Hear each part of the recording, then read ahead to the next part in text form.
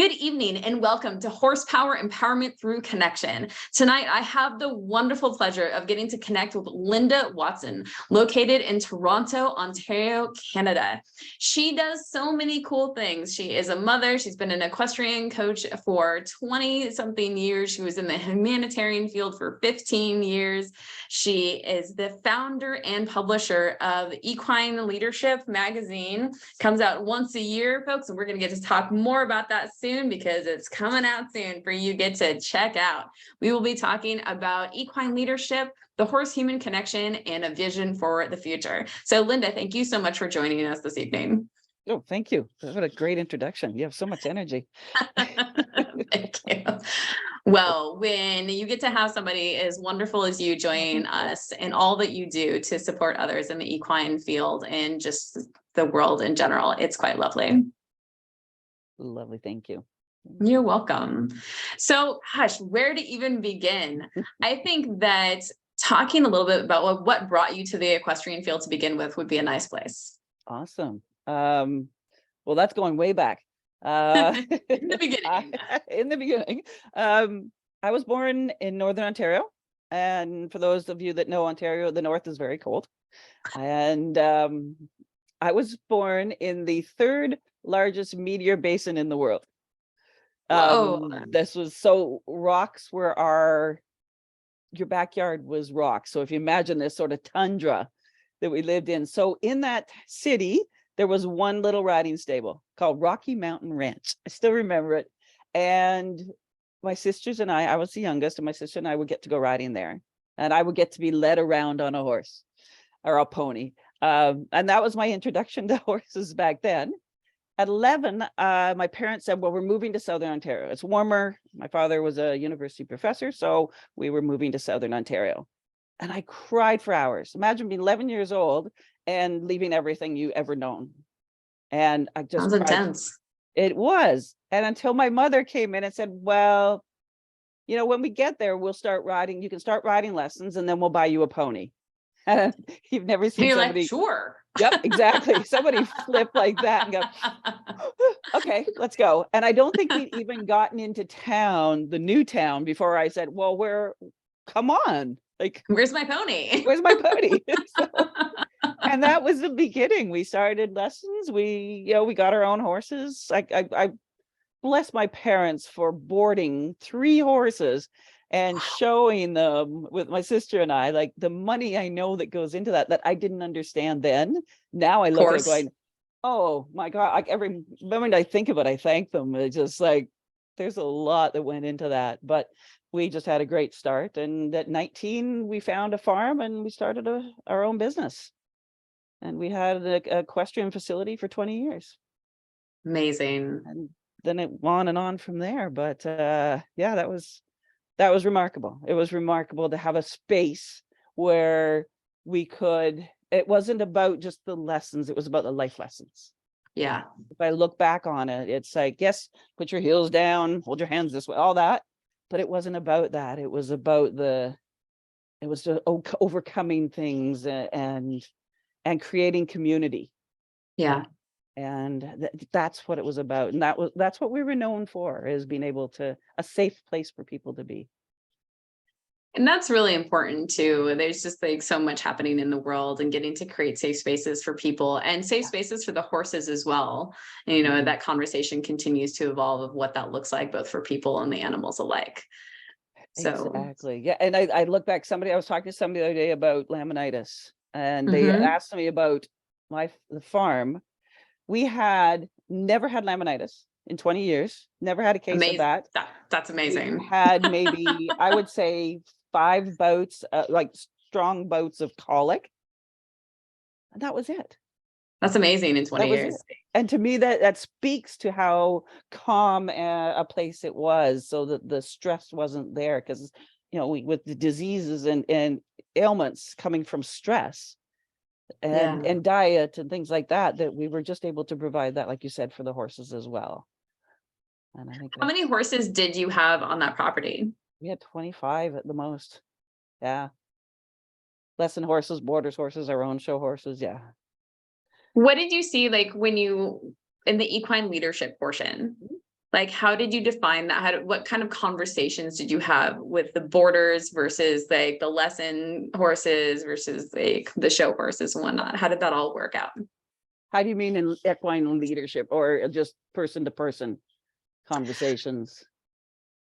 So I guess like what pops into my head, I think it would be great for us to definitely define what you mean by equine leadership, and then perhaps I can reframe my question. Okay. So how would you define equine leadership? Yeah. So the first thing that comes to my head when you asked that was each of those are very different creatures, so to speak, or different relationships. Yes. A relationship between a boarder and ourselves is one thing. A relationship between myself and a student is something else. And then, the competitive horses, like they're all very different relationships. Yeah. And there was a lot. I'd like to think there was a lot of evolution for me over those 20 years, from 19 years old, from being 19 years old and starting this, to being in my early 30s and realizing how I communicate, like really focusing on how I communicate, learning a lot of that from. Didn't you also become a mother during that time period? Oh yeah, I was a single mom of 2 kids. Yep. And that was communication too. That was that evolution of communication, but learning how to communicate like a horse, or learning from the horses how they communicate, living in their world. I always like to think I lived in their world. Yeah. So I would spend a lot of time just in their world with them. But being able to, quick example, like being able to talk to a boarder who is upset about something, and learning from being young myself and sort of getting my hackles up to being in my to say. And oh wait, hold on. You froze for a moment after the getting your hackles up, and just the internet was like, yes, that's a lot of energy. We just froze right there. She seemed really intense when she had her hackles up. We couldn't handle it. Perfect. But it was being able to work with our energy, and to be able to say to somebody, I'd really like to hear what you have to say, and deflate a situation and have everybody win-win. Yeah. And come out of that. So, talk about equine leadership to me is how the horses lead themselves. Like, it's not about our leadership. It's how do horses work and live. It's that equine. I don't hate to use the word model, and I know I've used it in our subtitle of the magazine, but we're going to be changing it this year and swapping out model. Just because there's just so many models out there now. So we're going to be changing it to paradigm. So there's a sneak peek on that one, but it's we're going to change it. It's because they have a paradigm of leadership that's so different. It's that collaborative, and it's not leadership. I think we have to redefine leadership. Leadership is so patriarch, like here, it's how do we redefine leadership from an equine point of view? I think it's interesting too, because there are societies that are led by matriarchs, the matriarchal societies, where you have women in those high levels of leadership.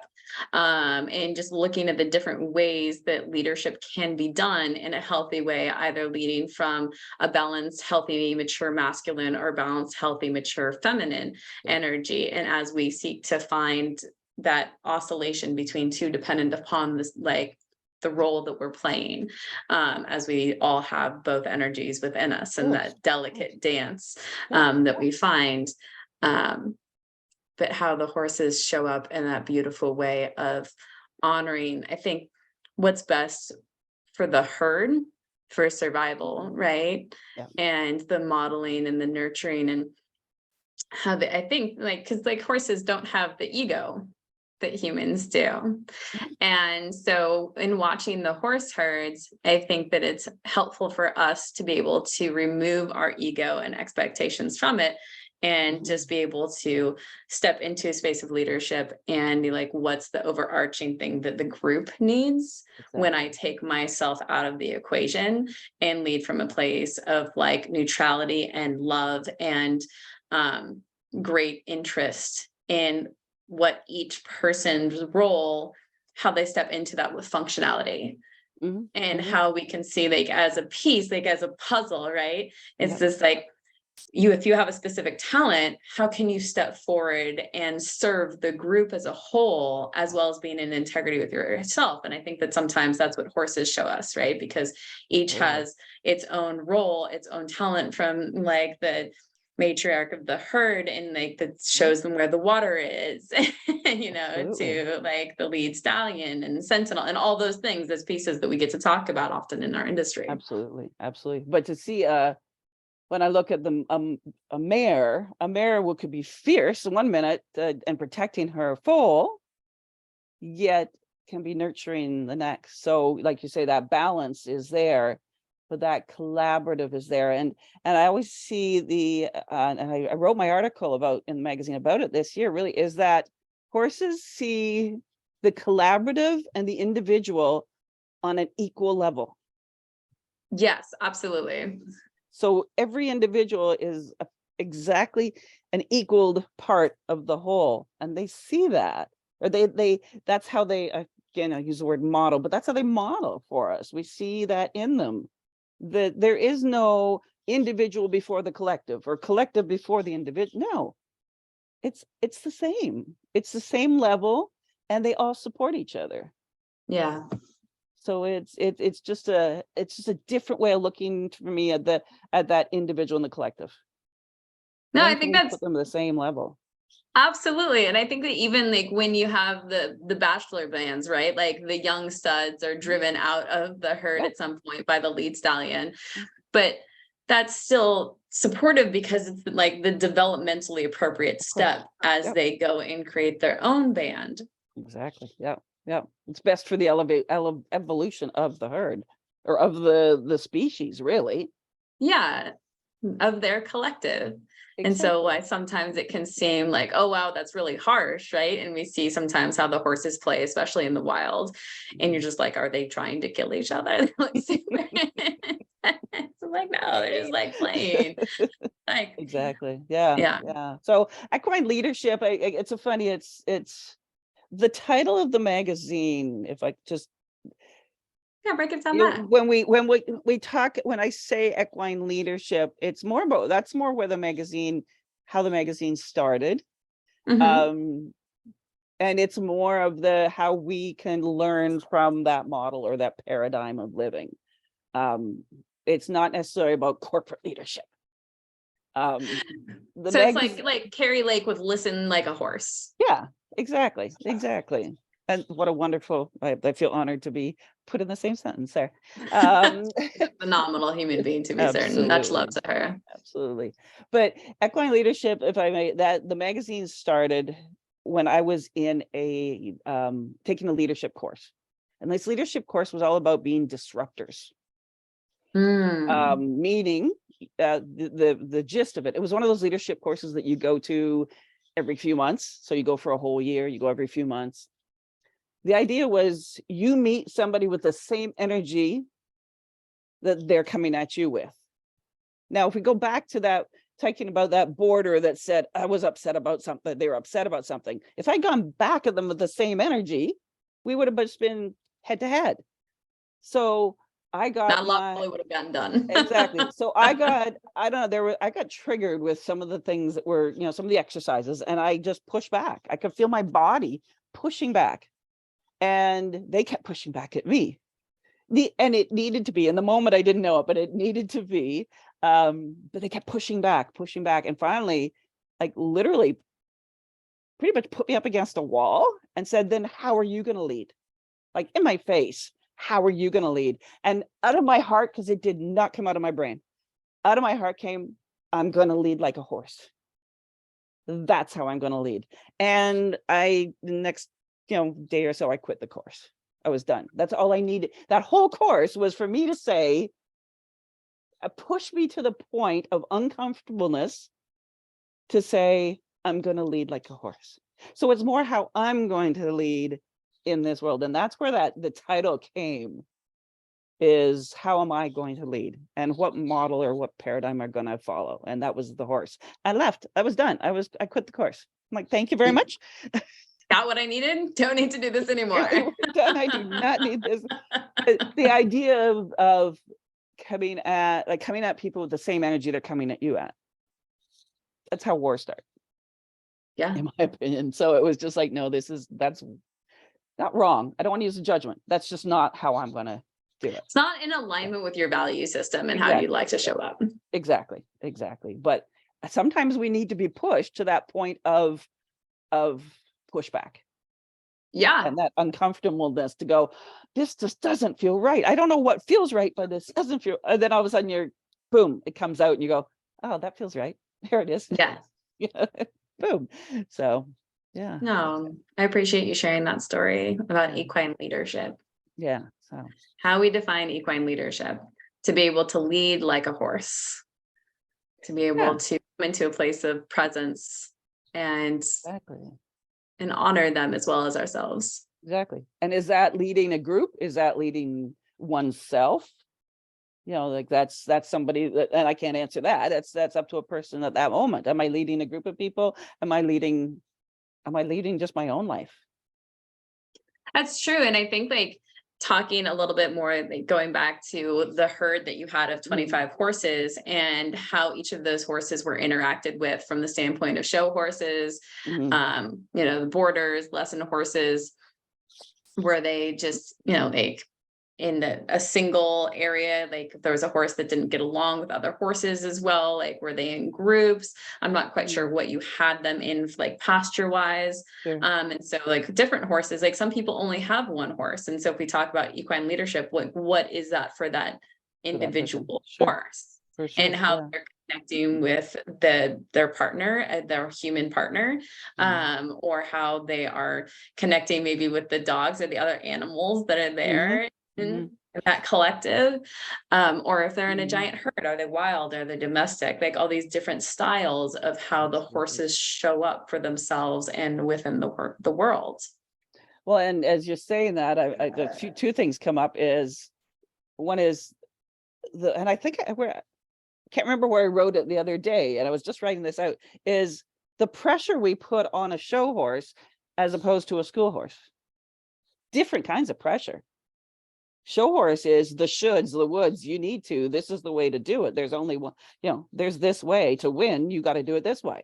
And I struggled with that. Because it was just this does not feel right. So the horses absorb that. A lesson horse is going to absorb or have to carry all these different energies coming at them all the time. Yeah. And, that's something we knew and we worked on is, a rider coming to be grounded before they even got on the horse. Which is great. Let's get on that horse in a space of love and a space of letting the day go first and then get on. So they come at, what we bring to the horse is very different. Yeah. Definitely. And equine welfare can be looked at very differently from those standpoints as well, especially when you're looking at show horses that are coming from places have a lot of money. So those people, some of them, I will not make blanket statements, and I am very much not in that world, as a caveat, except for briefly, is that equine welfare for them can be okay, are we using the Beamer? Are they getting massage? Are they getting injections of supplements? Are they, are they always trimmed and blanketed in such and such a way? And I'm not putting judgment on that. I'm just saying it in conversation. Yeah. So that is one way that those people might be looking at as equine welfare. But from the other standpoint of equine welfare, they're not taking responsibility for how they're showing up and how are they taking care of themselves? Are they getting massage and making sure that they're balanced within their own bodies and not putting undue pressure on their horse? Are they in a balanced state of mind? Are they energetically in a good place to help with the equine welfare of how they are impacting their horse in that way? for therapeutic riding horses, you have a lot of unbalanced individuals on top of them. Like, are you like giving your horses cross training? Are you making sure they're being stretched and massaged and given time off if you have a large enough herd to be able to make sure that you can do that and help with all of those different pieces? And I think that as we help our horses and also help ourselves as practitioners and just riders in general to become into a space without guilt, without shame, right? But I think the industry oftentimes has a lot of guilt and shame and trying to say you have to do this a certain way. So even if you look at the different models that we have in equine facilitated learning and mental health, there's judgment in between the different models, instead of us being able to like let go of our ego and expectation and be like, how can we have grace and healthy communication within us to see what's in alignment and how we can support one another and what that looks like, you know? Exactly. Going back to that model. Yeah. Right. Exactly. Yeah. Sorry. It's interesting. You were saying something there. I was just thinking back to a time, if we think about school horses. And when I left the farm, for reasons we left the farm, and I freelanced and I worked at a big stable. I ran the lesson program in a big stable. And once a year, the owner was, well, I need you to teach lessons, but the horses can't be ridden. So you have to be creative and find a way. And the kids, I wasn't the first teacher. So the kids were like, please don't teach us how to braid a horse again. Because they were just sick of that. But because of what I'd done with my own place, and there was a lot of hands-on stuff, and there was a lot of, just taking that time with the horses. So that's what we did. Every year, we would take the horses out in the arena with a halter and a lead. Kids would put the leads on the ground, like let the leads hang down, and they'd put their hands on the horse. And I give them a two-sided piece of paper. One had their muscular structure. The other side, it was the other side of the horse with their skeletal structure. And the kids or the students would put their hands on the horse and find out where the horse licked and chewed and really liked it and dropped its head, or where the horse would start, stressing with their teeth and lifting its head up, and then they could mark it. Oh, interesting. They loved it. And I guaranteed when we were done like that, they'd stay there like half an hour, 40 minutes at least. And it was quiet. Nobody would say anything. The horses were sound asleep. And then I would say, take your lead and throw it over your horse's neck and just walk.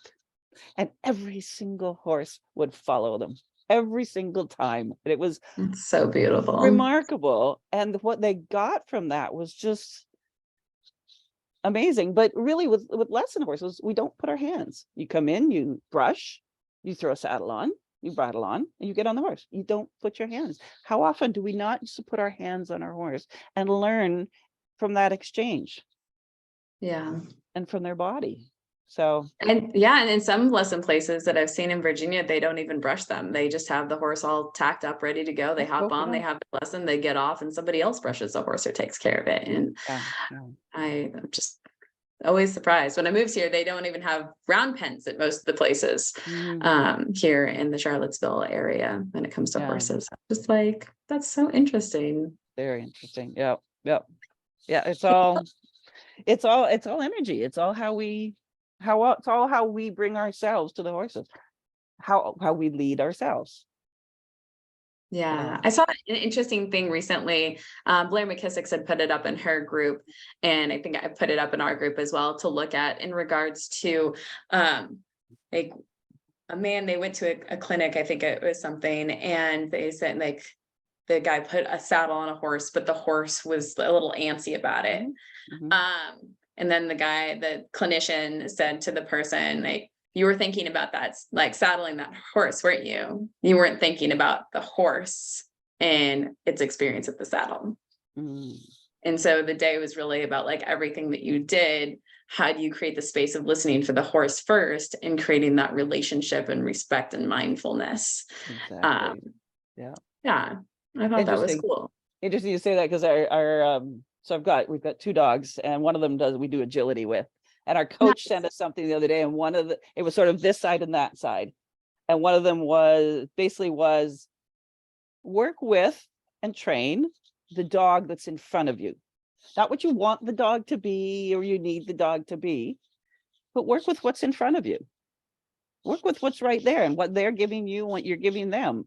And it was this really, for me, it was sort of a light bulb moment with the dogs. It was just like, oh, this is the only moment in time for us right now. And what are you giving me now that we're working with? And what am I giving you?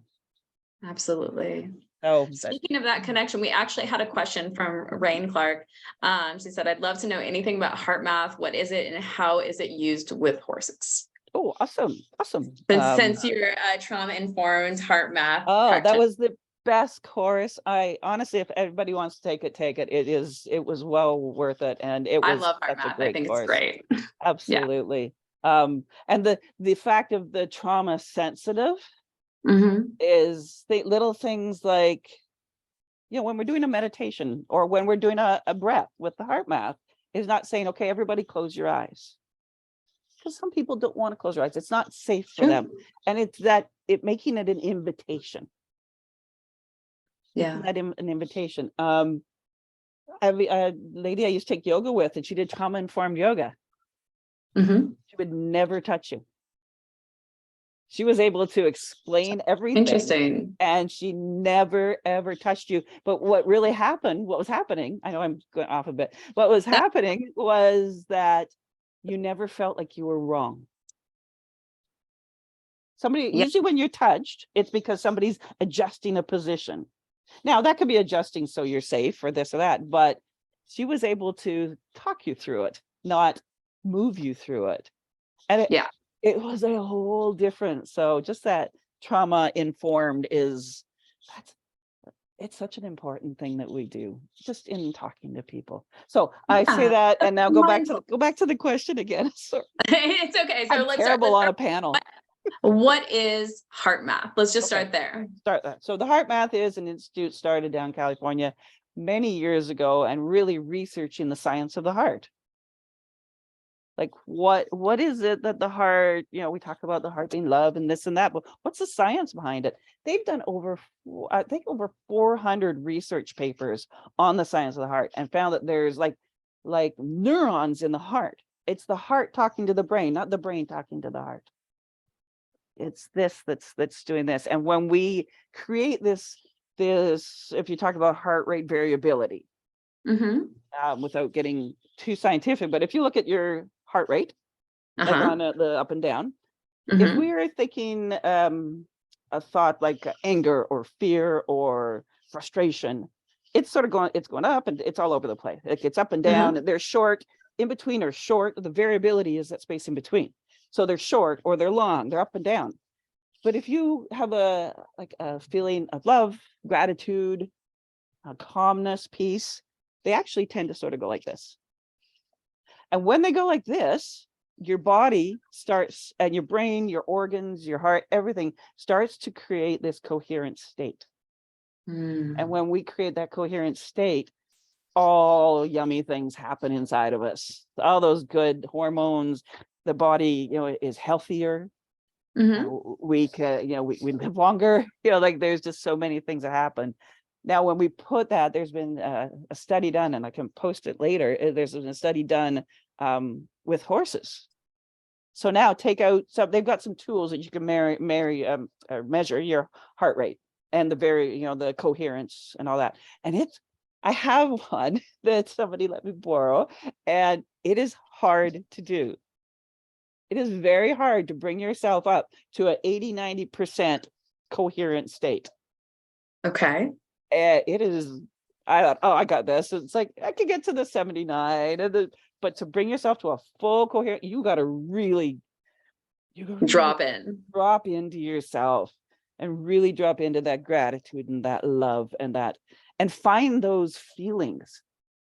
I find it's interesting. People say, please send love.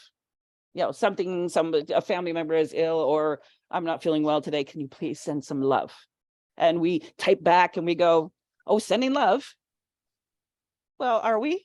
Can we really drop into a space, into that space, and really send that love, like really get into that and really send it off, as opposed to typewritten word?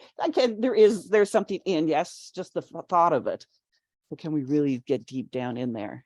And Yeah. they've done like HearthMath, like heart breaths around the world. They have these global meditations where they do heart breaths, like millions of people around the world do it all at the same time. Like, Crazy. wow. So they found that with horses, if somebody's got that HearthMath, measuring tool on them, and when they're with the horses bring a person into that coherent state. So that horse is just, your horse's heart rate is slower than ours.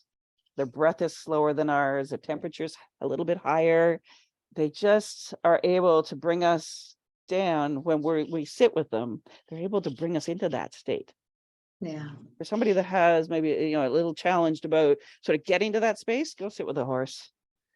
Just go sit with a horse, and you just be like, and the more you do it, the faster you get there. That's true. Like any habit life. Oh, absolutely. And the horses just come over. The horses love it. Why wouldn't they? They're looking for calmness. They're looking for safety. And by us being in those state, we're actually giving them what they're looking for. That's safe for them. This up and down, this heart, this frustration, anger, that's not safe for them. So they move away from us. But when we ask them for it, man, that's magic. It But is. science. It's science. I love when science and magic can coalesce. Oh, boom. Yeah. Yeah, it's just like we have an electromagnetic sphere that surrounds us that's definable by science, as do the horses, which comes from like the heart, right? And so it's like when we have that overlap between the two, and that's how like energetically we're engaging with one another, just like the horses have they engage with each other's electromagnetic sphere. Totally. And our hearts are talking before we even say a word. Right. And so that's like when they have an alert from far away, how quickly it just like sweeps through the herd and all their heads come up. Right. And it's just remarkable, and how they can come and just help one another. But that's interesting you say that, because there's and I think I wrote to Wayne Dyer once about this, because in one of his talks, he spoke about I never got anything back. But he talked about the herd mentality. Got the word, that phrase of herd mentality has been, for want of a better word, bastardized. Like it's just been turned around, because herd mentality is actually a good thing. The true herd mentality is that, just what you said, that we're following each other. It's that sentinel that can stand on the hill and be alert. And I know this because I've had the privilege of standing with a horse who was sentinel, watching a tractor out in a field, and it was on alert, but his heart rate didn't change, so that his herd was okay. And his herd wasn't. And what an honor that was, to stand in that moment and feel that sort of him going, I'm going to watch, but I'm not going to raise my heart rate. Yeah, I'm sure he wasn't saying it, was just happening. Because as a human, we just got to put words to it. Sure. But the heart rate didn't change at all, because there wasn't an alert yet. But as the sentinel, he was watching. The other guys were lying down, and they didn't move at all. Oh, it was beautiful. So cool. Just to feel that and going, oh, okay. Yeah. Anyhow. So Rain, if you're still watching, if you're still with us, I hope that answered your question. If you have any further questions, feel free to pop it down. That might go on and on. Or to be able to join us on the Zoom. Remember, the Zoom link is with us, so you can always participate that way. And we're just happy to have you all watching. So hopefully you're enjoying the interview hence far. And there's a couple of good links on my webpage too that actually link back to the HearthMath specifically, and to the horse one, that horse research that they did with the horses and the HearthMath. I love it when we have more science backing in our fields, because there's so much goodness there, but we need to be able to put out more of the scientific studies to increase the validity to the outside world, just across the board. Well, to me, it's that the science gives us an in. The science gives us that click that go, oh, I don't know, this is sort of woo woo. But then the science then you go, well, this science, like this electromagnetic field, well, that's science. And then I go, okay, I understand it. Now I'm willing to open up to it a bit more and to be open to it. Oh, that was one thing I was going to say. You talked about the heart, the horse's heart and the electromagnetic field. A friend of mine used to do a little meditation with the horses, and she'd have people sitting outside of their stalls. So we had the horses in the stalls at that time. You would sit outside the horse's stall, just with your back to the stall. You close your eyes, hand on your heart, just think about your breath. Then you would imagine your horse and its breath and its electromagnetic field. And you would just intertwine. Oh, I saw people come out with tears in their eyes. It was just this moment of quiet, and these, just imagining those two fields just enveloping each other. Yeah, it's so beautiful. And the acceptance that's there. Like, I think that a lot of people don't feel accepted. People they have trouble accepting themselves and also allowing themselves to feel accepted by others. Because even if we are accepted by others, we don't always allow ourselves to have that experience. And so then when we're with the horses and enveloped in that presence and that electromagnetic sphere and that heart space, that we're able to really drop into that and accept that love, that acceptance, because we feel it. Presence. Yeah. And so many people, I feel like people's minds are busy or they're in their phones. And even if somebody's next to them, they don't feel like someone is present with them. Yeah. And but the horse always is. That. Yeah, absolutely. Oh yeah, it's nothing like it. I had a experience so you just talked about acceptance, if I may here. And it was out on the farm. And I had a small herd that lived outside all the time. And they would come into the arena when it was cold, So one day they were in the arena, and I knew these horses like 24/7 with them. I knew them really well, and they knew me. But another horse had gotten loose with them, and she tended to be a bit of a rabble-rouse. She tended to raise some stink sometimes. So I went into the arena, and these horses all got behind me. And I swear, in the words that came to my mind was, you got this, you lead this. We're going to wait. We're going to stand behind you. You get her. And it was a beautiful, and I've told that story many times, because in 20 years, that story rung out because I was part of the herd. And they went, no, they moved. I didn't push them. They moved behind me and said, no, we need you to get this. Could you get her out of here? She's causing some trouble. Exactly. But they let me do it. And it was, they asked me to do it. It was just really a moment of oneness and being part of the herd, being a horse in that moment. It was just, to me, that's, you talk the heart, and that the heart's just connected there. Yeah. And we got her out, and they went outside, and everybody was fine. So everybody was fine. Everybody.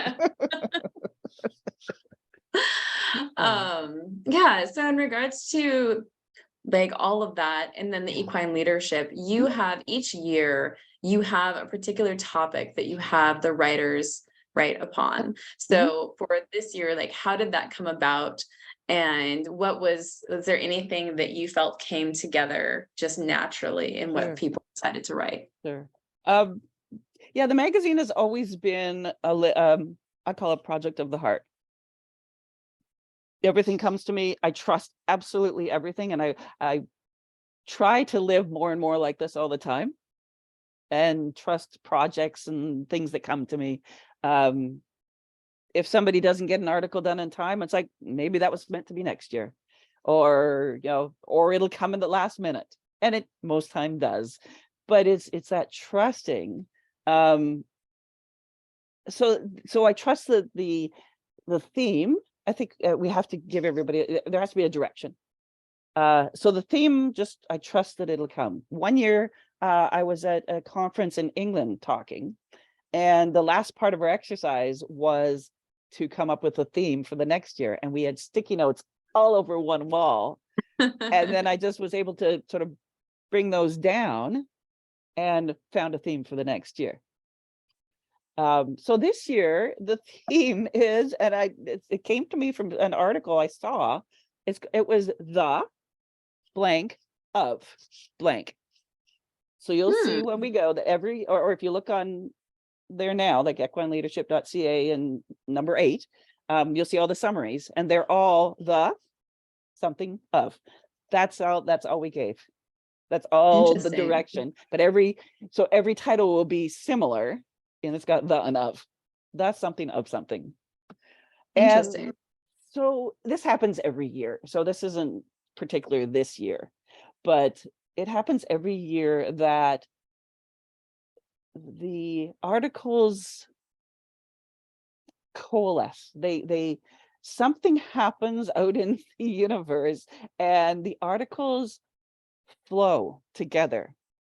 This year, there's so much about space and pause and reverence. Like it's all about just taking that breath. And really, I think in the time we're in now, everybody is, like, for mental health, taking a breath. And it comes out in the magazine. So the horses and the people, the authors, are actually bringing this to us. And I always believe it's the wisdom of the horses and the wisdom of the authors that comes together and writes the article. But to have them come together is just, it blows me away every time. One time we had a lot about grief. And at first I was like, oh, we can't have 2 articles on grief. And then I read them, went, well, they're coming at grief from very different ways. And isn't that beautiful? Yeah, that absolutely. we can see different things and different ways to approach it. And so, yeah, this year is a lot of it is about space. And the evolution from 8 years ago, when I called a few friends and said, hey, you want to write a magazine? And they said, sure. And I'm like, okay, I have no idea what I'm doing, but I trust it. Sounds cool. Sounds like fun. And I trusted. They were Sherlock's bound, and but it was perfect. But it was all about the exercises. Yeah. All about the activities. It was all about doing. If we want to say, it was all about doing. 8 years later, it's all about being. That's so cool. Just like watching the evolution of the horse industry, I'm sure is very reflective in your magazine 100%, year to year. 100%. It's remarkable to just watch that. I'm just trying to think of I don't think there isn't one exercise in the magazine, in any of the articles. There is not one exercise. Except for the art of being, perhaps. Well, yeah, it's going on being with the horses. Yeah. Or observing the horses. There might be Speaking of which, what is your vision for the future? Well, this is something new, and I need we're going to ask that. So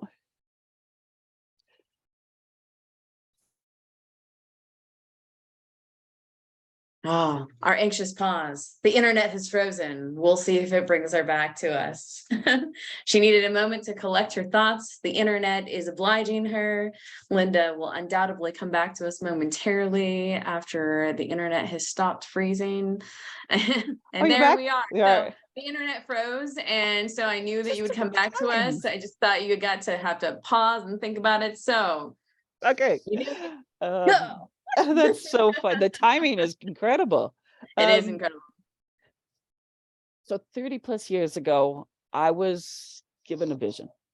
And I say given, meaning, you're in those, it's not a dream. Maybe you wake up in the middle of the night and you're not really back to sleep yet.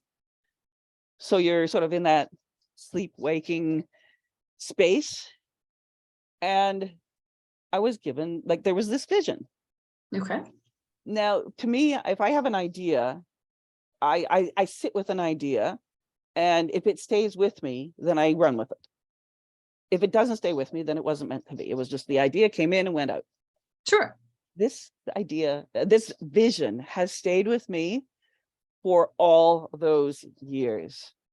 I know this land so well.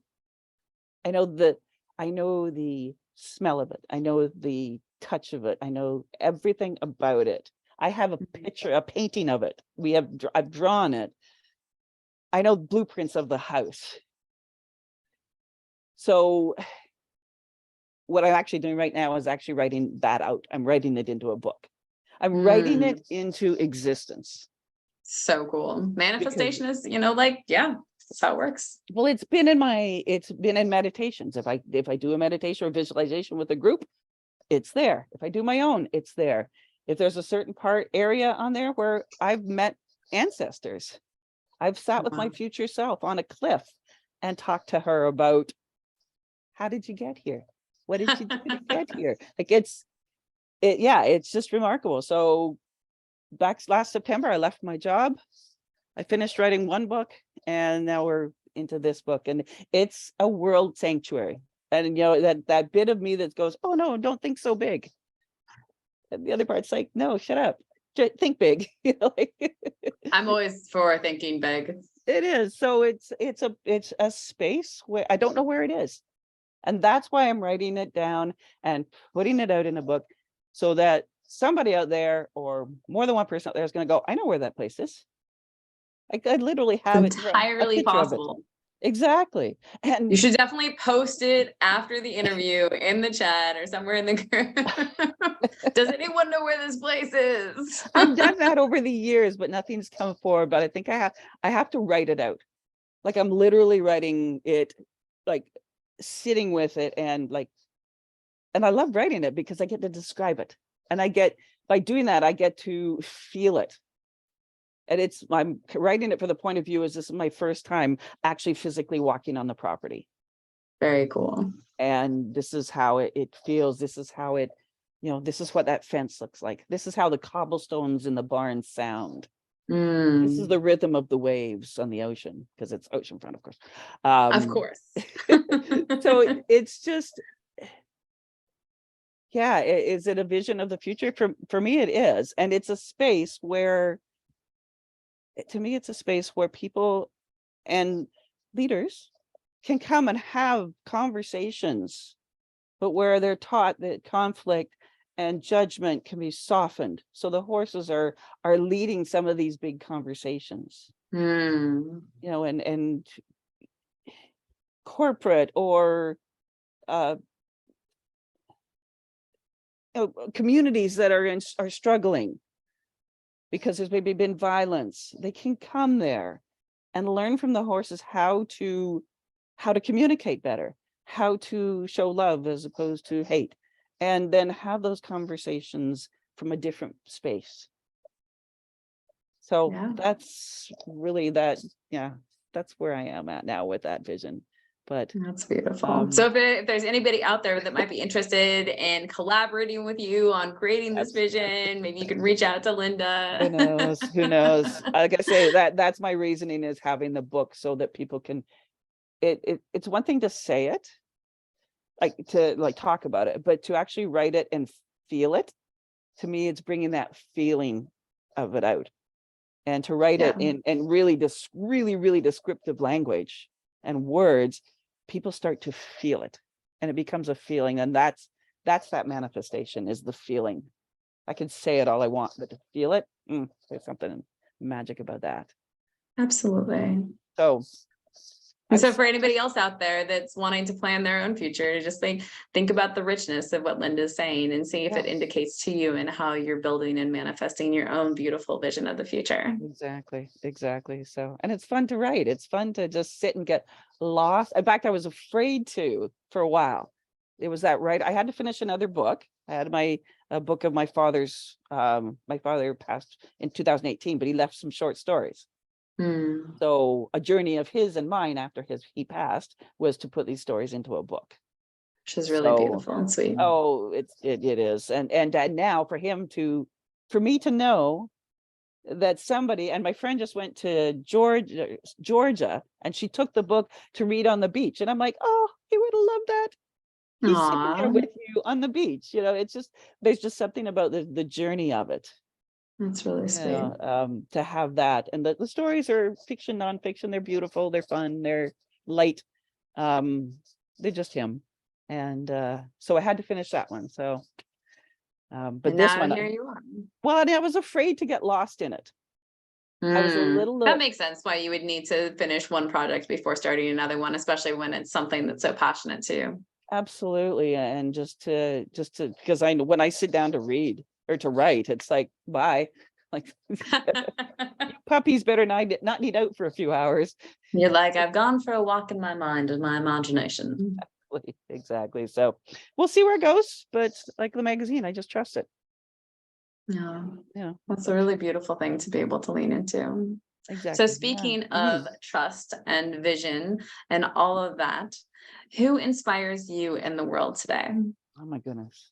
You said you're going to ask that.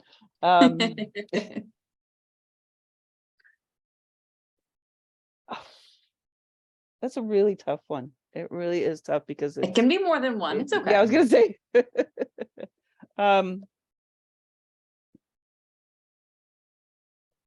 They're all of you folks that are doing all this work and people that are writing magazines. Now, when I started, there weren't other magazines. Now there are other ones, and we're all doing interviews in different ways, and it's beautiful, and that's inspiring to me. I just started an interview series on inspiration because I wanted to inspire others. So all of those, yes. I think where I really try to find inspiration is in those places that I don't necessarily see it at first. Or in someone that I went, like again, use the hackles word, but like you just sort of judge. Maybe you make a judgment on right away, but then I try to take a breath and sort of go, where can I be inspired in this from this person or this situation? So it really is trying to. We all make judgments.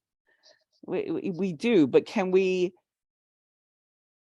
make if we make that judgment within us? I don't think anybody doesn't make one. To say that we don't make any, but then we make them within. And then how can we sort of take a breath, notice that, become aware of it, take a breath and go, how am I going to be inspired? Like where is the inspiration in this situation? Indeed, perhaps the inspiration with a person who triggers us is that person illuminates a place within us that we can heal and come to a more whole aspect of ourselves and the next level. And that is a different way to look at inspiration, as a gift instead of something that is much worse. Exactly. So I think that's sort of, other than my puppies, I